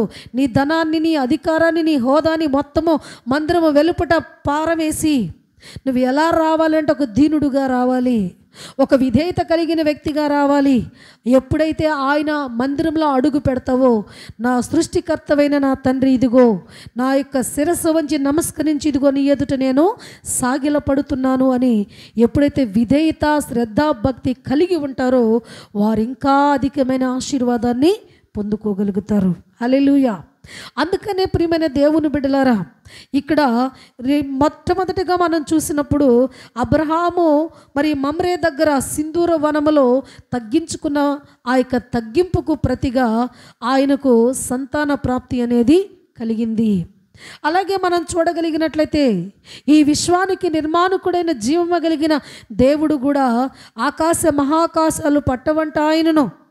అలాగునే ఆ యొక్క పరలోకములో నిత్యము దేవదూతల చేత పరిశుద్ధుడు పరిశుద్ధుడు పరిశుద్ధుడని నిత్యము కొనియాడబడుచున్న జీవము కలిగిన దేవుడు ఈ లోకానికి వచ్చేటప్పుడు ఎలా వచ్చాడంటే, ఆయన రిక్తుడుగా, అంటే ఏమీ లేనివాడుగా. అందుకే ఆయన అంటాడు ఒక సందర్భంలో, పక్షులకు గూళ్ళున్నాయి, ఏమంటాడు ఇక్కడ? నక్కలకు బొరిలను ఆకాశ పక్షులకు గూళ్ళున్నవి, కానీ మనుష్య కుమారుడు తలవాల్చుకున్నట్టుకైనా కొంచెం స్థలము కూడా లేదు. ఇంకొక సందర్భంలో చెబుతాడు, అవని అంత నాదే అంటాడు. అంటే ఈ భూమి మొత్తము నాదే అని అంటాడు. భూమి మొత్తం నీదే అయినప్పుడు కనీసం తలవాల్చుకోవడానికి కొంచెం స్థలము కూడా ఎందుకు లేకుండా వచ్చేవు అని అంటే ఆయన అంటాడు కదా, ఏమంటాడు తెలుసా? ఎవరి కోసం వచ్చాడంట ఆయన ఇక్కడికి? నీ కోసం, నా కోసం, మన అందరి కోసం ఆయన ఎంతగా తగ్గించుకున్నాడంటే పరలోక మహిమను విడిచిపెట్టాడు, ఆ వైభవాన్ని విడిచిపెట్టాడు. అలాగే తండ్రితో ఒక క్షణము కూడా ఎడబాటు తట్టుకోలేని కుమారుడు తండ్రిని విడిచిపెట్టాడు. సమస్తాన్ని విడిచిపెట్టుకుని ఈ లోకానికి వచ్చి నీ కొరకు, నా కొరకు ఎంతగా తగ్గించుకున్నాడంటే, ఈ సమస్తానికి నిర్మాణకుడై ఉన్న ఆ దేవుడు మనుషులు దేవుని దృష్టిలో ఎలా ఉన్నారంటే పురుగు వంటి వాడిని అని యాకోబు భక్తుడు మాట్లాడతాడు. అలాంటి పురుగు వంటి మనుష్యుని యొక్క పాదాలు కడగటానికి కడుగునంతగా తగ్గించుకున్నాడట. ఈరోజు ఆయన పరిశుద్ధ సన్నిధిలో మనం చూడగలిగినట్లయితే పాద పరిచర్య చేసేటప్పుడు కూడా మనుషులు ఎంచుకుంటూ ఉంటారనమాట. మనుషుల్ని కొంచెం శుభ్రంగా లేకపోతే వాళ్ళ పక్కన కూర్చోరు. ఎందుకంటే ఈరోజు మరి పాద పరిచర్య ఉంది కాబట్టి మంచి మంచి వాళ్ళతో ఫ్రెండ్షిప్ చేసే వాళ్ళతో, మంచిగా ఉన్న వాళ్ళతో వాళ్ళు కూర్చొని జతగా కలిసి ఒకళ్ళ పాదాలు ఒకళ్ళు కడుగుతూ ఉంటారు. కానీ బలహీనమైన వారిని పట్టించుకోరు. బలహీనమైన వారిని వారు ఒక పక్కన పెట్టేసేస్తూ ఉంటారు. కానీ దేవుని ప్రేమ ఎంత గొప్పది అని అంటే నిజంగా ఆ యొక్క పరిచర్య చేయమని చెప్పాడు, అది కంటిన్యూ చేయమని అన్నాడు ఆయన. అందుకే ఈరోజు ఆయన పరిశుద్ధ సన్నిధిలో దేవుడు ఎంతగా తగ్గించుకున్నాడు అంటే మహిమను విడిచిపెట్టాడు, తండ్రితో మరి ఉండుట ఆ గొప్ప భాగ్యాన్ని విడిచిపెట్టాడు. ఆ తర్వాత శిష్యుల పాదాలు కడుగునంతగా ఆయన తను తగ్గించుకొని ఒక ప్లేట్లో నీళ్లు పోసుకొని ఒక టవల్ తీసుకుని నడుముకు కట్టుకొని మరి ఆయన అంత తగ్గించుకొని పాద పరిచర్య చేసి అంటాడు కదా, మీరందరూ నా దృష్టిలో సమానులే, ఒకళ్ళు ఎక్కువగా ఒకళ్ళు తక్కువ అని మీరు ఎన్నడూ కూడా అనుకోవద్దు. ఈరోజు దానికి గుర్తుగా మనం ఏం చేస్తున్నామంటే మనము కూడా ఒక సహవాసంలో ఉన్న మనమందరము కూడా సమానములమే. అది దైవజనులే కావచ్చు, ఎవరైనా కావచ్చు, అందరూ కూడా సమానులే. ఆయన ప్రేమను బట్టి మనము కూడా అలా మరి మంచి క్రియలు కలిగిన విశ్వాసాన్ని నేర్చుకోమని పరిశుద్ధాత్మ దేవుడు ఇది నాన్న తెలియపరుచున్నాడు. అందుకనే అబ్రహాము తగ్గించుకొనుట వలన అబ్రహాముకు సంతాన ప్రాప్తి కలిగింది. సర్వశక్తుడని యేసుక్రీస్తు వారు తగ్గించుకొనుట వలన లోకానికి ఎలా ప్రేమ కలిగి ఉండాలో నేర్పించాడు, లోకాన్ని ఎలా రక్షించుకోవాలో ఆయన చేసి చూపించాడు. అలాగా నిన్ను వలె నీ పొరుగు వారిని నువ్వు రక్షించుకోవాలంటే ప్రేమతత్వము కలిగి నీవు జీవించి, అలాగనే ప్రేమించే వారిని ప్రేమిస్తే అంత మంచి ఇదేముండదు, కానీ నిన్ను ద్వేషించే వారిని క్షమించే తత్వం నువ్వు కలిగి ఉన్నట్లయితే నిశ్చయమైన గొప్ప ప్రేమను నీవు పొందుకోగలుగుతావని వాక్యము తెలియజేయుచున్నది. అందుకని ఈ యొక్క షోణంగి కుక్కలో ఉన్న తత్వం ఏంటంటే, నడుములో ఉన్న తత్వము అది బలము గలది, అది స్ప్రింగులాగా ఎంతకైనా వంగగలది. అలాగునే ఆయన సన్నిధికి వచ్చి నువ్వు ఎంత బలవంతుడివైనా ఎంత గొప్పవాడివైనా కావచ్చు, కానీ ఆ మొత్తం మందిరము బయట విడిచిపెట్టి సన్నిధికి నువ్వు వచ్చినప్పుడు దీనుడు అయిపోవాలి, తగ్గించుకోవాలి, విధేయత కలిగి ఉండాలి. నేనేంటి, నా హోదా ఏంటి అనంటే ఎందుకు కూడా మనము పనికిరామట. హల్లెలూయా. అందుకనే ఈరోజు అయిన పరిశుద్ధ సన్నిధిలో మనం చూడగలిగినట్లయితే యేసుక్రీస్తు ప్రభువారు కూడా సమస్తానికి అధినేత అయ్యుండి కూడా ఏమీ లేని రిక్తునిగా తను తగ్గించుకొని తన సిలువనెత్తుకొని లోకానికి సర్వమానవాళికి రక్షణ అనే గొప్ప కృపను దేవుడు అనుగ్రహించినట్లుగా చూస్తూ ఉంటున్నాం. అలాగనే మూడవదిగా మనం చూడగలిగినట్లయితే మరి ఈ షోణంగి కుక్కలో ఉన్న మరొక ప్రత్యేకతను మనం చూడగలిగినట్లయితే ఇది వేగముగా పరుగెత్తగలిగిన తత్వం కలిగినదట. ఎలాంటిదట? ఎలా ఉంటుంది? వేగముగా పరిగెత్తగలదట. వేగముగా పరిగెత్తుట దేనికి సాదృశ్యం అనంటే సమూయేలు గ్రంథంలో హన్నాని మనము చూడొచ్చు. హన్నా ఏటేటా మరి ఆమె ఒక మొక్కుబడి చెల్లించుకోవడానికే షిలోహు మందిరానికి వెళ్ళేది. అయితే ఈ షిలోహు మందిరానికి వెళుతూ ఉన్నది, వస్తూ ఉన్నది. అయితే గొప్ప కార్యం జరిగిందో తన జీవితంలో జరగల. అయితే ఒకానొక సందర్భంలో తన మనసును వేగం చేసుకుంది. ఏమిటంటే ఒక్కసారి ఆలోచన చేసుకుంది, ఎన్నో సంవత్సరాల నుంచి నేను ఈ మందిరానికి వస్తున్నాను, బలులు అర్పిస్తున్నా, నైవేద్యాలు సమర్పిస్తున్నా, ఎన్నో దానాలు ధర్మాలు నేను చేస్తున్నా, కానీ నాకు సంతాన ప్రాప్తి అనేది లేకపోయింది. ఏం చేయాలి అని ఒక ఆలోచన చేసి తన మనస్సులో జీవము కలిగిన దేవుణ్ణి వెతుకుట ప్రారంభించింది. తన మనస్సును వేగం చేసుకుంది. ఇక ఒకానొక ప్రాంతంలో తన యొక్క భర్త నుంచి, తన యొక్క సవతి నుంచి బయటకు వచ్చేసి ఒక మరి ప్రాంతాన్ని ఎన్నుకొని ఇక అక్కడ కూర్చుని ఆమె ఒక ధ్యానము చేసుకుంటూ ఉన్నది. ధ్యానము చేసుకుని ప్రార్థన చేస్తూ ఉన్నది. మనోదుఃఖాక్రాంతురాలై కన్నీరు కారుస్తూ కన్నీరు పర్యంతమైపోతూ ఉన్నది. ఇలాంటి పరిస్థితిని ఎవరు గమనించారు అంటే ఏలీ గారు గమనించారు ఈ యొక్క హన్నాను. ఏలీ గారు వచ్చి అంటాడు, ఏమ్మా ఏ తెల్లారిందా, అప్పుడే కొత్త మద్యం తాగి వచ్చావా, ఓ ఊగిపోతున్నావు అని మాట్లాడతాడు. అప్పుడు అంటది కదా, నా ఏలినవాడా నువ్వు నన్ను అలా అనొద్దు, నేను మనోదుఃఖాక్రాంతురాలై ఉన్నాను, నా దేవునితో నేను మాట్లాడుకుంటూ ఉన్నాను, నా దేవుని ఎదుట నేను మోకరించి ఆయన ఎదుట నేను కన్నీళ్లు కారుస్తున్నాను, నా మనసును వేగపరుచుకుంటున్నాను, నీ కార్యాలు జరిగించయ్యా అని మనోదుఃఖాక్రాంతురాలనై ఉన్నాను అని చెప్పి తన యొక్క పరిస్థితి అంతా వివరించినప్పుడు ఏమని దేవునితో మనవి చేసింది, ఏమని ఏడుస్తుందో తెలుసా? బిడ్డని ఇవ్వమని ఆడవటం లేదు, కానీ ఇన్ని సంవత్సరాలు ఆ యొక్క షిలోహు మందిరానికి వెళుతూ వస్తూ ఉన్నప్పుడు మందిర పరిస్థితులు ఆమె గమనించింది. మందిర పరిస్థితులు గమనిస్తే ఎలా మారిపోయినాయి అంటే, మందిర పరిస్థితులు ఒక పక్క చూస్తే ఏలీ గారు పెద్ద వయసు అయిపోయింది, మరొక ప్రక్క చూస్తేనేమో ఏలీ కుమారులు దేవుణ్ణి ఎరగని దుర్మార్గులైపోయారు. అయితే దేవుని ఎరగని దుర్మార్గులైపోయిన వీరు రేపు తండ్రి పరిచర్య చేయమంటే చేస్తారా? యాజకత్వము ఎట్టి పరిస్థితిలో చేయరు. దేవునికి అర్పించే బలును మైలపరిచేది ఏలీ కుమారులే. ఎందుకనంటే దేవుని భయం కానీ భక్తి కానీ ఏది కూడా వాళ్ళలో లేదు. ఇలాంటి పరిస్థితులన్నీ కూడా ఆమె చూసి ఒక నిర్ణయం తీసుకుంది ఆ రోజు. ఏంటనంటే, అయ్యా ఇంతకాలము నాకు బిడ్డలు నువ్వు నా గొడ్డుతనం తీసివేయని ఏడ్చి రోదన చేసిన మాట వాస్తవే, కానీ ఈరోజు నా కొరకు నేను అడగటం లేదు, కానీ ఇదిగో ఈ మందిరములో రేపు ఏలీ గారు చనిపోతే ఈ మందిరములో దీపము పెట్టే నాదుడు లేడు, కాబట్టి ఆ యొక్క ఏలీ గారు ఉండగానే ఆ యొక్క పరిస్థితులన్నీ కూడా చక్కబెట్టగలిగే ఒక కుమారుడు నాకు దయచేయి, ఆ కుమారుడు మరలా నేను నీ మందిరంలోకి నేను పరిచర్యకి ఇచ్చేస్తాను ప్రభా. ఇక ఏలీ గారు తర్వాత నాకు ఇచ్చే కుమారుడే ఈ మందిర బాధ్యతలు చూసుకోవాలి అన్నట్లుగా ఒక ఒప్పందము చేసుకున్నప్పుడు, ఆ యొక్క ఒప్పందం ఎప్పుడైతే తన నోటు నుంచి ఆ యొక్క మాట వచ్చిందో, జీవము కలిగిన దేవుడు ఎదురు చూసినట్లుగా ఆమె వాక్కు పలికినప్పుడు నిశ్చయమైన గొప్ప కార్యం అక్కడ జరుగుతూ ఉన్నది. ఎలా జరిగించాడో తెలుసా? ఇక ఏలీ గారు తన ఎదుట పడినప్పుడు ఏలీ గారు ఇక ఆశీర్వదించాడు. ఏమని? మరలా వచ్చే ఏటికి నీ కౌగిట ఒక మగబిడ్డనే ఎత్తుకుని వస్తావు, నీ కోరికను ఆయన సిద్ధింపచేశాడు, నువ్వు ఏది కోరుకున్నావు నీకు అదే అగునుగా అని దీవించి పంపిస్తాడు. అనతి కాలంలోనే ఆమె దేవుని సన్నిధిలో మొరపెట్టిన ఆ మొర దేవుడు ఆలకించి ఆమెకు మగబిడ్డనిస్తే, ఆ మాట తప్పకుండా మరలా దేవుని ఎదుట ఆ యొక్క బిడ్డను వదిలినప్పుడు ఆ యొక్క మందిరంలో ఒక ఉన్నతమైన ప్రవక్తగా సమూయేలు ఎదిగిన సందర్భం మనం చూస్తూ ఉంటున్నాం. అంటే ఈరోజు అయిన పరిశుద్ధ సన్నిధిలో నువ్వు అడగవలసినవి నిదానంగా కుంటుపడేటట్లుగా ఉండి, కొడిగట్టిపోయే దీపములాగా వెలుగుతూ ఆరుతూ కొంచెం మేలు జరిగినప్పుడు ఆహా దేవుడు ఉన్నాడని, కొంచెం ఏదైనా లేనప్పుడు ఇంకేం దేవుళ్ళే, ఏం పరిస్థితులే, ఇక నన్ను పట్టించుకోలే, ఇక నేను నా జీవితం ఇంకెందుకులే, నేను చస్తే సరిపోతులే, ఇంత రక్షణ పొందిన నీవు, ఇంత అనుభవాలు నేర్చుకున్న నీవు, ఇన్ని జీవితాల్లో నువ్వు నేర్చుకుంటున్న నీవు, నీ మాట కాదు అది. ఎవరు పలికించిన మాట అది? నీ విశ్వాసాన్ని చూసి వారవలేని శత్రువు అనబడిన అపవాది నిన్ను రాంగ్ రూట్లోకి తీసుకుని వెళ్తా ఉన్నాడు. నీ భక్తి జీవితం సరిగా ఉంది, నువ్వు అన్నీ కూడా చాలా కరెక్ట్గా ఉన్నావు.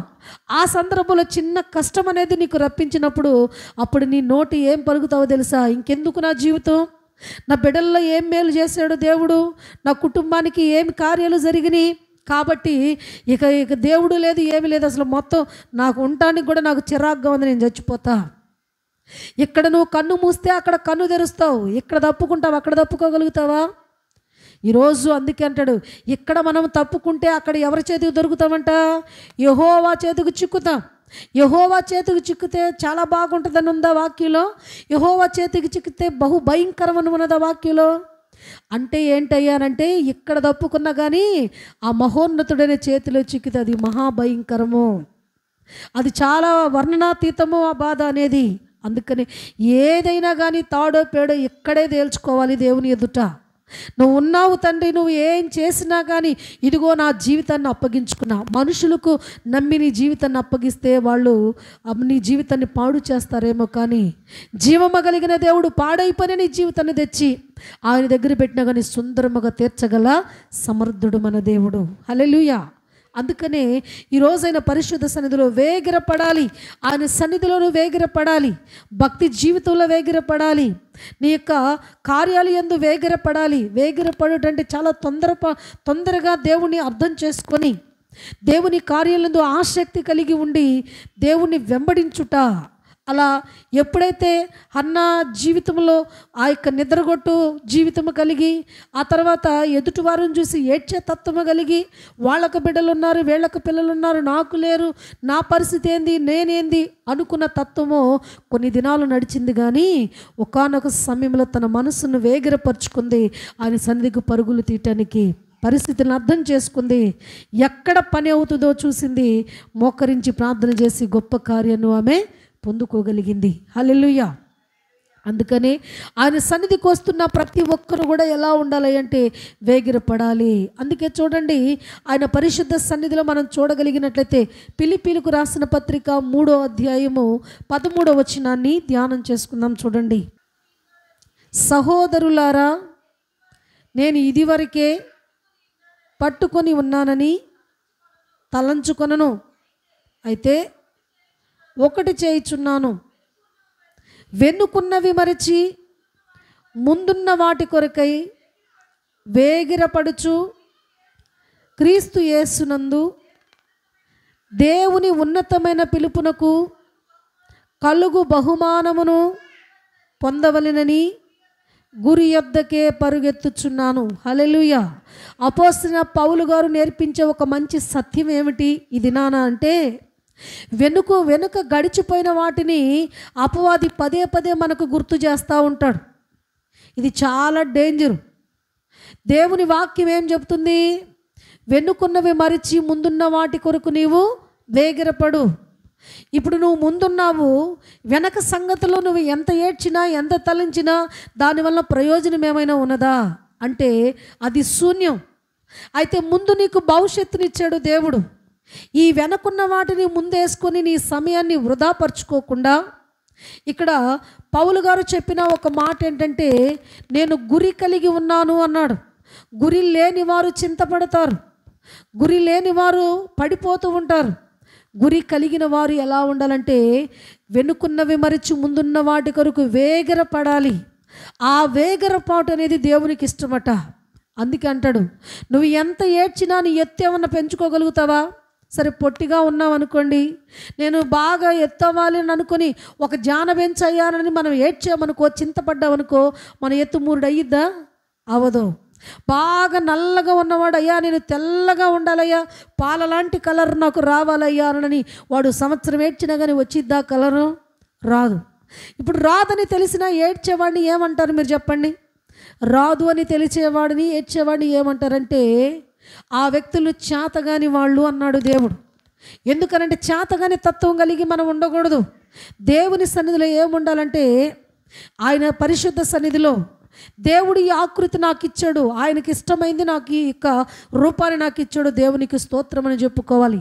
నీకు ఇచ్చిన కలర్ కావచ్చు, అలాగే నీకు ఇచ్చిన ఎత్తు కావచ్చు, నీకు ఇచ్చిన కుటుంబం కావచ్చు, నీకు ఇచ్చిన పిల్లలు కావచ్చు, ఏదైనా కావచ్చు.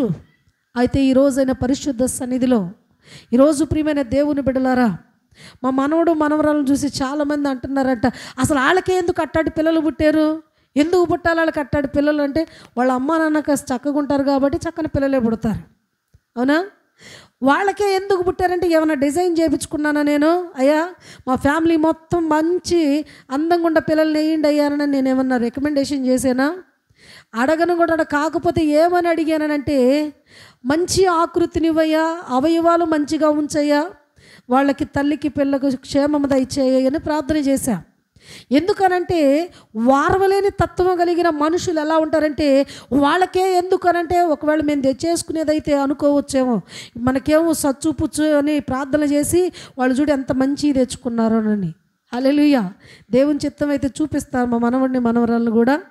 దేవుని యొక్క సన్నిధిలో ప్రియమైన దేవుని బిడ్డలారా, ఆయన పరిశుద్ధ సన్నిధిలో మనం చూడగలిగినట్లయితే, ఇక్కడ దేవుని పరిశుద్ధ సన్నిధిలో మనం చూడగలిగినట్లయితే ఎలా ఉండాలంట?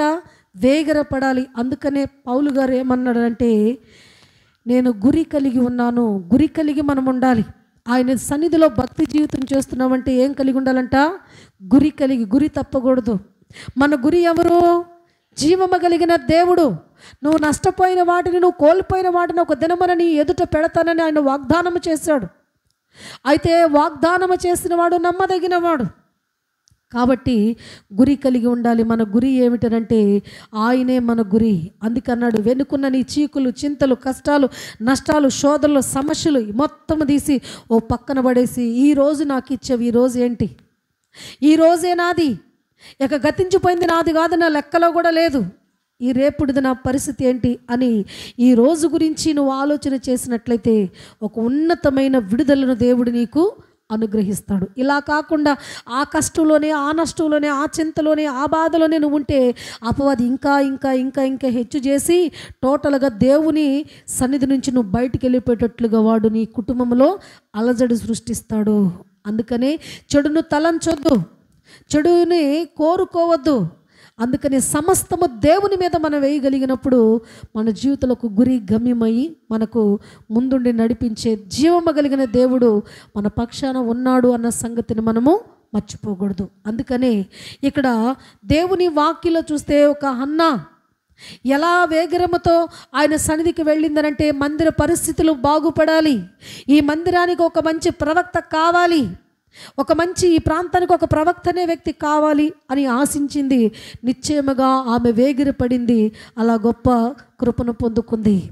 అలాగే పౌలు గారు వెనుకున్నవన్నీ విడిచిపెట్టేసి ఎన్ని కష్టాలు పడ్డానయ్యా, ఎన్ని నష్టాలు పడ్డానయ్యా, ఏందయ్యా నా జీవితం అని వెనకవి తవ్వల, ముందు ఏంటి అనుకున్నాడు. ఒక మంచి గురి కలిగి బహుమానము కొరకు ఆయన వేగిరపడి ఆ వాటిని సొంతం చేసుకున్నట్లుగా మనం చూస్తున్నాం. అందుకనే ఇక్కడ ఈ షోణంగిలో ఉన్న తత్వం ఏమిటంటే అది వేగరమ కలిగింది, దానిలాగా పరిగెత్తగలిగింది ఏది లేదట. అంత వేగంగా పరిగెత్తగలిగిన తత్వము కలిగింది. అందుకని ఈ షోణంగి గురించి ఈరోజు విశ్వాస జీవితంలో ఉన్న వారికి చూపిస్తూ ఉన్నాడు అనమాట, ఇలాంటి జీవితం కలిగి ఉండాలి అనని. ఆఖరిగా మరొకటి మనం చూడగలిగినట్లయితే ఈ షోణంగిలో ఉన్న ప్రత్యేకత ఏమిటి అని అంటే అది చాలా మృదువత్వము కలిగినదట. అంటే దాని నుంచి ఎవరికి ఎటువంటి హాని అనేది జరగనిదట. ఎందుకనంటే ఒకానొక సమయంలోనంట ఒక వ్యక్తి అంట, మరి ఒక విదేశం నుంచి ఒక వ్యక్తి ఒక కుక్కను కొనుక్కొచ్చుకున్నాడట. దాని వెల ఎంత తెలుసా? 1.5 పెట్టి కొనుక్కున్నాడట. 1.5 పెట్టి కొనుక్కొని ఒకానొక సమయంలో పదే తెచ్చిన దగ్గర నుంచి ఇంటిలోనే ఉంది, దీనికి కాస్త అలా బయటికి తీసుకెళ్దామని వాకింగ్కి వెళ్తా ఆ కుక్కని తీసుకుని వెళ్తా ఉన్నాడట. అదేం చేసింది? 1.5 పెట్టి కొన్నాడంటే దానికి ఎంత లగ్జరీ ఉంటుంది లోపల ఇంట్లో కదా. ఆ ఫుడ్ దగ్గర నుంచి అన్నీ కూడా చాలా నీట్గా ఉంటాయి. అయితే అది ఏం చేయాలనంటే ఇక వేరేది ఏది కూడా ఆశించకూడదు, ఎందుకంటే దాని లక్షణం అది ఉండకూడదు. ఎందుకంటే యజమానుడు మంచి దానికి కావలసిన సర్వ సమృద్ధిని లోపల ఉంచాడు, ఏదో సరదాగా బయటకు తీసుకుని వచ్చాడు తన సరదా కోసం. అయితే ఈ కుక్క ఏం చేసిందయ్యానంటే అదేం చేసిందంటే ఆ పక్క రోడ్డు మీద ఉన్న ఏదో అశుద్ధాన్ని కాస్త అట్లా ఇక వాసన చూస్తూ ఉందంట. ఇక పక్కనున్న యజమానుడికి కోపం వచ్చి పెద్ద కర్రతో కూడా కాదు కానీ ఒక చిన్న పొల్లు ఉంటే దాన్ని పెట్టి ఒక దెబ్బ వేసాడంట. అది నువ్వు చేయటం తగునా? నీ వెలంతా 1.5, నువ్వు ఎలా తినాలి? నువ్వన్నీ కూడా చాలా స్పెషల్గానే నువ్వు తినాలి, అలాంటిది ఇక బజారు కుక్కల్లాగా ఇలాంటివి నువ్వు తాకకూడదు అన్నట్లుగా ఒక దెబ్బ అంటే ఒక చిన్న ఆ పుల్ల తీసుకొని మందలిస్తే అదేం చేసింది తెలుసా? ఆ పార్కులోనే అతని మీద పడి తన తల మొత్తం కొరికేసి, మెడంతా కొరికేసి తలను మొండాన్ని వేరు చేసేసిందంట. ఎంత డేంజరో చూడండి. చూడండి అంటే ఈ 1.5 పెట్టి తెచ్చుకున్న దీనికి ఉన్న లక్షణం ఏంటంటే అది క్రూరత్వం కలిగింది. అది పెంచిన యజమానును కూడా చంపడానికి వెనుతిరగనిది. అయితే ఈ షోణంగి కుక్కలో ఉన్న ప్రత్యేకత ఏమిటి అని అంటే అది చాలా మృదుత్వం కలిగింది, ఏ హాని కూడా చేయనిది. ఈనాడు విశ్వాసులు ఎలా ఉండాలి అనంటే ఎటువంటి కొండాలు చెప్పుకునే వాళ్ళుగా ఉండకూడదు, జగడాలుగా ఉండకూడదు, జగడాలు మారులుగా ఉండకూడదు, ద్వేషాలు పెంచుకునే వాళ్ళుగా ఉండకూడదు, కక్షలు కార్పణ్యాలు తెచ్చుకునే వారుగా ఉండకూడదు. ఎందుకనంటే దేవుడు నేర్పిస్తుంది ఏమిటి నీ జీవితంలోనంటే ఒక శ్రేష్టమైన స్థితి కలిగి ఉండాలి. ఎలా ఉండాలని ఆయన ఆశిస్తున్నాడు అంటే కీర్తన గ్రంథం ఒక మాట చదువుదాం చూడండి. కీర్తన గ్రంథము 55వ కీర్తన 21వ వచనాన్ని ధ్యానం చేసుకుందాం చూడండి. వారి నోటి మాటలు వెన్నవలే మృదువుగా నుండవి, చాలమ్మా, వాళ్ళ నోటి మాటలు మాత్రమేమో చాలా మృదువుగా ఉన్నవి, కానీ హృదయంలో ఏమున్నదంట? ఆ కలహము తీసివేసుకుంటే, ఇప్పుడు హృదయంలో కలహము తీసివేసుకున్నప్పుడు ప్రేమ ఉంటుంది. వాళ్ళ మృదువైన మాటలు ఎలా ఉంటాయంట? సమాజానికి దీవెనకరంగా మారతాయి. అందుకని హృదయంలో ఉన్న ద్వేషము కోపము తీసివేసుకుంటే ఆ మాటలు ఎలా ఉండాలంటే మృదువుగా మాట్లాడే తత్వాన్ని కలిగి ఉండగలిగినప్పుడు వారు సమాజంలో మంచి ఆశీర్వదించబడుతూ ఉంటారు. మరొక సందర్భాన్ని చూడండి. సామెతల గ్రంథము 15వ అధ్యాయము 1వ వచనాన్ని ధ్యానం చేసుకుందాం. మృదువైన మాట క్రోధమును చల్లార్చును, నొప్పించు మాట కోపమును రేపును. చాలమా, ఇక్కడ మనము చూడగలిగినట్లయితే నీ ఇంటిలో కావచ్చు, సమాజంలో కావచ్చు, ఎక్కడైనా కానీ నీ మాట ఎలా ఉండాలో తెలుసా? మృదువైన మాట ఎలా ఉండాలంటే కోపమును చల్లార్చాలి. ఇద్దరు జగడాలు ఆడుకుంటూ ఉంటే మొత్తానికి కాళ్ళు కాస్త రిలాక్స్ అయితే మధ్యలో పోయిన తర్వాత ఇంకా రేజ్ అవుతుంది అన్నమాట. ఎందుకని? నీ గురించి పలానప్పుడు పలానా అట్ట అన్నారు, అప్పుడు వచ్చి చెప్తారన్నమాట. ఇక ఫైటింగ్ స్టార్ట్ అవుతుంది. అలా ఉండకూడదు. నీ మాట కోపములో ఉన్న వారిని చల్లార్చాలి. నువ్వు ఒక విశ్వాసవే కదా, తను ఒక విశ్వాసే కదా, ఎందుకు మీరు ఒకరినొకరు అర్థం చేసుకోకుండా ఇలాంటి తత్వాలకు వెళుతున్నారు అని ఒకవేళ విశ్వాసి తేడా పడితే వాళ్ళని ప్రోత్సహించి వాళ్ళున్న తత్వం నుంచి మళ్ళించేటట్లు ఉండాలి నీ మాట.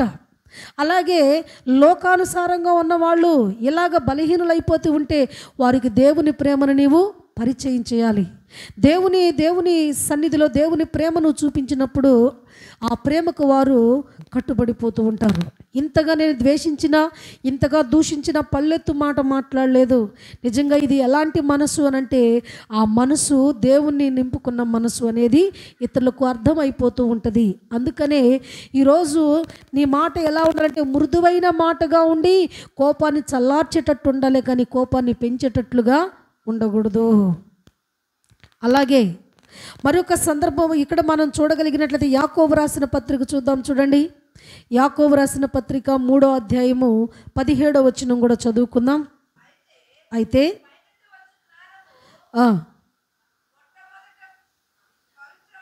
పవిత్రమైనది, తరువాత సమాధానకరమైనది, మృదువైనది, సులభముగా లోబడినది, కనికరముతోనూ మంచి ఫలములతోనూ నిండుకొనినది. చాలమ్మా, ఇక్కడన్నీ కూడా అన్ని మంచి లక్షణాలే. పైనుండి వచ్చేది ఏంటి? జీవము కలిగిన దేవుడు ఇచ్చేది జ్ఞానము. ఆ పైనుంచి జీవము కలిగిన దేవుని జ్ఞానము ఎవరైతే పొందుకుంటారో వాళ్ళ మాటలు మృదువుగా ఉంటాయి, వాళ్ళ పనులు చాలా ఆకర్షణీయంగా ఉంటాయి, వారి వల్ల ఎవరికి ఎటువంటి హాని అనేది ఉండదు. అందుకనే దేవుడు ఏం కోరుకుంటున్నాడంటే పైనుండి వచ్చే జీవము కలిగిన దేవుని జ్ఞానాన్ని పొందుకోండి. అందుకనే అప్పుడు ఎప్పుడైతే జ్ఞానము పొందుకుంటారో జ్ఞానవంతురాలు తన ఇల్లు కట్టగలిగిద్దట. మూర్ఖురాలు తన చేతులతో తన ఇల్లు ఓడబెరుగుతూ ఉంటుంది. ఈరోజు ఒకవేళ యజమానుడు అలసిపోయి వచ్చినప్పుడు, చిరాకుతో ఉన్నప్పుడు నువ్వు ఏమీ అనకపోయినా నిన్ను ఒక మాట అన్నాడు అనుకో, దానిని పెద్ద గొడవగా సృష్టించుకొని చాలా భయంకరమైన కొట్లాటకి వెళ్ళకూడదు. నీ నుంచి ఏ తప్పు లేకుండా ఒక మాట తనే నోరు జారి మాట్లాడాడు అని అంటే తను ఎక్కడో చిరాకుతో ఉన్నాడు, ఏదో మరి పరిస్థితి జరిగింది, కామైపోతే మరి ఆ సాయంత్రానికే వచ్చేసి నీకు సారీ చెప్పొచ్చు. ఎందుకనంటే అనవసరంగా నేను చిరాకు పడ్డాను, ఈ కోపం నీ మీద కాదు పలానా వాళ్ళ మీద అని వెంటనే అక్కడ మరి సమస్య పరిష్కారం పొందుతూ ఉంటుంది. అలాగున ఈరోజు ఆయన పరిశుద్ధ సన్నిధిలో ఎలా ఉండాలని అంటే, ఈరోజు ఆయన సన్నిధిలో విశ్వాసి మృదు స్వభావం కలిగి ఉండాలంటే మృదువైన స్వభావము కలిగి ఉండాలి విశ్వాసి. రెండవది మనం చూస్తే మాటల్లో మృదత్వం ఉండాలి. మూడవది చూస్తే మరి మృదువైన మాట కోపమును చల్లార్చేదై ఉండాలి. మృదువైన మాట ఎలా ఉండాలంటే పైనుంచి జ్ఞానము పొందుకొని అనేకులకు దీవెనకరముగా మార్చబడాలి. అందుకనే ఈ యొక్క షోణంగి కుక్కలో ఉన్న ఒక ప్రత్యేకత ఏమిటి అనంటే ఇది మృదత్వము కలిగేదట. ఇప్పుడు ఎన్ని చూసామో దానిలో లక్షణాలు. అందుకే అన్నిటికీ లేని గొప్ప ధన్యతను ఈరోజు మనుషుడు దేవుని పోలికై ఉన్నాడు. దేవుని పోలికై ఉన్న మనుషునికి ఈ యొక్క షోణంగి కుక్కలో ఉన్న ఇక 4 లక్షణాలు నేర్చుకోమని ఒక పాఠం నేర్పిస్తున్నాడు. ఎందుకనంటే అది ఎలాంటిదంట, దేవుని దగ్గరకు నువ్వు ఎలా ఉండాలని దేవుడు ఇష్టపడుతున్నాడు. ఎలా ఉండాలట, చాలా హుందాతనంగా దేవుని సన్నిధికి నువ్వు రావటం నేర్చుకోవాలి. నీ భక్తి కూడా చాలా హుందాతనంగా ఉండాలి. రెండవది, మనం ఎలా ఉండాలంట, మనము ఎలా ఉండాలంటే దేవుని సన్నిధికి మనం వచ్చినప్పుడు తగ్గింపు కలిగి మనం ఉండాలి. ఈ షోణంగిలో ఉన్న లక్షణం ఏంటి, దాని నడుములో బలము కలిగినది. అలాగనే అది ఎంతవరకైనా వంగగలిగినా ఒక స్ప్రింగ్ లాగా సాగగలిగింది. అలాగనే నువ్వు ఎంతటి బలవంతుడివైనా బలవంతురాలువైనా కానీ ఆయన ఎదుటికి వచ్చినప్పుడు నీవు మోకరించి తీరాలి. అలా మోకరించాడు కాబట్టే అబ్రహాము సంతానాన్ని పొందుకున్నాడు. అలా మరి దేవుని ఎదుట మరి తగ్గించుకున్నాడు కాబట్టి, తండ్రి అయిన దేవుని ఎదుట కుమారుడైన క్రీస్తు తగ్గించుకున్నాడు కాబట్టి సర్వలోకానికి రక్షణను ఇవ్వగలిగాడు. ఈరోజు భక్తి జీవితం చేస్తున్న నీవు కూడా మరి నేల మటుకు తగ్గించుకునే మంచి స్వభావం కలిగి ఉన్నట్లయితే దేవుని ఆశీర్వాదాన్ని పొందుకోగలుగుతాం. 3వ లక్షణము, వేగంగా పరుగెత్తగలిగినది ఈ షోణంగి. వేగముగా పరుగెత్తగలిగింది అని అంటే ఈరోజు ఆయన సన్నిధికి రావటం అంటే ఎంత జాగో. మరి ఎక్కడ కూడా ఆలస్యం చేయరు, కానీ దేవుని మందిరాలంటే చాలా జాగు చేస్తూ ఉంటారు. ఆ తత్వం మంచిది కాదు. ఎందుకనంటే ఆయన నీ కొరకు వెయిట్ చేయకూడదు. నువ్వు ఎప్పుడైతే సన్నిధికి వెళ్ళాలని ఆలోచన కలుగుతావో ముందుగానే నీకు ఉన్న సమస్తాన్ని సిద్ధపరచుకొని ఆయన దగ్గరకు వచ్చినప్పుడు నీ భక్తిని చూస్తాడు దేవుడు, నీ సమర్పణ చూస్తాడు దేవుడు, నీ ఆసక్తిని చూస్తాడు దేవుడు. అందుకని వేగరము నీ యొక్క హృదయాన్ని దేవుని కొరకు వేగరపడట కొరకు నువ్వు ఎప్పుడైతే ఉపయోగించుకుంటావో నీ పరిస్థితులు నీకు అర్థమైపోతాయి. హన్నా తన పరిస్థితిని అర్థం చేసుకొని వేగరపడి దేవుని ఎదుట మరి ఒక మంచి మొక్కుబడి చేసుకొని తన కుమారుని ఒక ప్రవక్తగా చూడగలిగింది. అలాగే ఇక్కడ మనం చూస్తే అపోస్తలుడైన పౌలు గారు తన పరిచర్యలో వేగరపడుతూ ఉన్నాడు కాబట్టి ఆయన బహుమానము పొందుకోవటానికి ఆయన ఒక మంచి మాదిరిని చూపించిన విధానాన్ని మనకి ఇక్కడ కనబడుతున్నది. ఇక 4వదిగా మనం చూస్తే ఈ యొక్క షోణంగిలో ఏం కనపడుతుందంట, మృదు స్వభావి అంటే మృదత్వం కలిగినది అనని, అంటే ఎవరికి ఎటువంటి హాని చేయనిది అనని. ఈరోజు ఆయన పరిశుద్ధ సన్నిధిలో విశ్వాసి కూడా ఎలా ఉండాలంటే జగడాల మారిగా ఉండకూడదు అని ఇక్కడ ఈ విశ్వాసులు ఎలా ఉండాలంటే 4 విధాలుగా ఇక్కడ పరిశుద్ధాత్మ దేవుడు పొందుపరిచి ఉన్నాడు. మంచి మృదుత్వము కలిగిన విశ్వాసము కలిగి స్వభావము కలిగి ఉండాలి, మాటల్లో మృదుత్వం ఉండాలి. అలాగే మృదువైన మాట కోపమును చల్లార్చేదై ఉండాలి. పైనుంచి జ్ఞానము పొందుకునే మృదుత్వము కలిగి ఎప్పుడైతే ఉండగలుగుతారో వారు ఆత్మీయతలో పరిపూర్ణులు కాగలుగుతారు. ఈరోజు ఆయన పరిశుద్ధ సన్నిధిలో అందుకనే హుందాగా నడిచే నడక నీకుందా? ఈరోజు ఈ షోణంగి కుక్క హుందాగా నడుస్తున్నది. ఈ షోణంగి కుక్కను చూపించి మనకి ఈరోజు 4 విధాలైన మరి మంచి లక్షణాలు దేవుడు నేర్పించాడు. కాబట్టి ఈరోజు ఆయన పరిశుద్ధ సన్నిధిలో ప్రభువా అని భజన చేసే బ్యాచ్లో ఉండకూడదు. మనము ఆయనను ఆరాధించినప్పుడు ఆత్మతోనూ సత్యమతోనూ ఎప్పుడైతే ఆరాధించగలుగుతామో ఆయన అప్పుడు మనల్ని చూసి సంతోషిస్తూ ఉంటాడు. మరి ఉన్నతమైన ఆశీర్వాదాన్ని మనకి అనుగ్రహిస్తుంటాడు. కాబట్టి అటు పరిశుద్ధాత్మ దేవుడు సంఘమును సత్యములో స్థిరపరిచి పరిశుద్ధాత్మతో దేవుడు నిండైన కాపుదల మనకు అనుగ్రహించి బలపరచునుగాక. ఆమేన్.